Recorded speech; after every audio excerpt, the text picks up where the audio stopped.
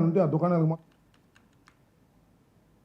ప్రజాదరణ పొందిన నాయకుడు జనసేన అధినేత పవన్ కళ్యాణ్ అని కూడా చైర్మన్ తుమ్మలబాబు పేర్కొన్నారు. పిఠాపురం R&B గెస్ట్ హౌస్లో జరిగిన జనసేన సమావేశంలో ఆయన మాట్లాడారు. వైసీపీ నేత దాడిశెట్టి రాజాపై తీవ్రంగా విరుచుకుపడ్డారు. తుని సీటు కోసం పవన్ చుట్టూ తిరిగిన వారే ఇప్పుడు విమర్శలు చేస్తుండడం విడ్డూరంగా ఉందని ఎద్దేవా చేశారు.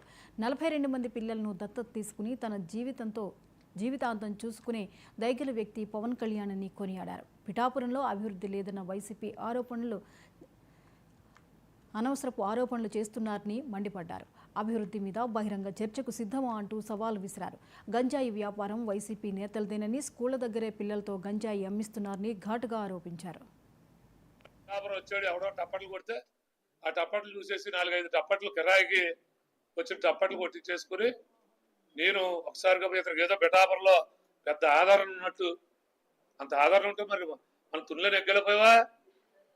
నేను పిఠాపురంలో ప్రతి మండలం తిరుగుతాను 10 సార్లు, ఒకసారి కాదు 2 సార్లు కాదు 10 సార్లు పిఠాపురం. నువ్వు ఎన్ని సార్లు వస్తే అంత మెజార్టీ పవన్ కళ్యాణ్ గారికి ఇక్కడ పెరుగుతుంది అనేటువంటిది మేము వారిని ఖచ్చితంగా పిఠాపురం రావాలని మనస్ఫూర్తిగా కోరుకుంటా ఉన్నాం. ఎందుకంటే ఆ గంజాయి వ్యాపారం ఎక్కడుందో తెలియజేయడానికి ఉంటది. మహానుభావుడు మనుషుల కోసమే కాదు, రాష్ట్రంలో పశువులు పక్షాదుల కోసం ఆలోచించేటువంటి నాయకుడు ఎవరైనా ఉన్నాడంటే పవన్ కళ్యాణ్ గారు. ఇవాళ పశువుల కోసం ఎన్ని షెడ్లు కట్టించారో ఆయన చేతుల మీద ప్రారంభించుకున్నాం. అలాగే పశువులు తాగడానికి ప్రతి గ్రామంలో నీటి తొట్లు నిర్మిస్తా ఉన్నారు. అనేకమైనటువంటి కార్యక్రమాలు చేస్తా ఉన్నారు. కూటమి ప్రభుత్వం ఏం చేసింది, ఏం హామీలు నిలబెట్టింది అంటున్నారు. ఆయన ఎవరో దాడిశెట్టి రాజా గారు ఎక్కిన వెంటనే నువ్వు 250 ఎప్పుడే 5 సంవత్సరం గడిచిపోయిందంట.